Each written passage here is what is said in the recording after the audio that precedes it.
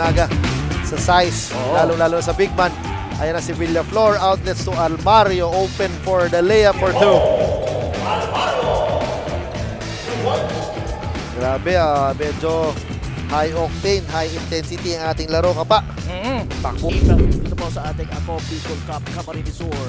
Mga naka-blue po ang Naga at naka-puti and gray itong mga taga-Calabang. Para sa ating mga legionnaires, para alam nila kung ano mga teams.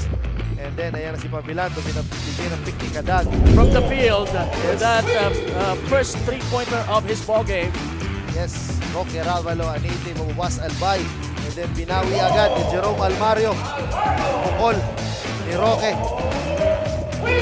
to give Naga a 1-point lead. Pero nakuha ni Almario. Almario against Kadag, nagmamadali. Almario stops, pops for three, makes a three-point shot. At ayan,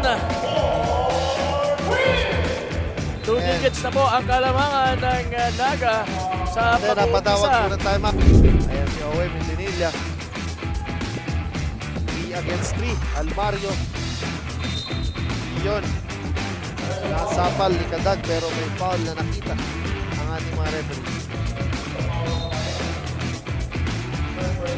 Okay. Challenging the defense of Julius Tiburcio. That's a forced Shot. shot. That's a more shot. Talaga nakita niya. Ayan na si Almario with the lefty layup again and scores for two.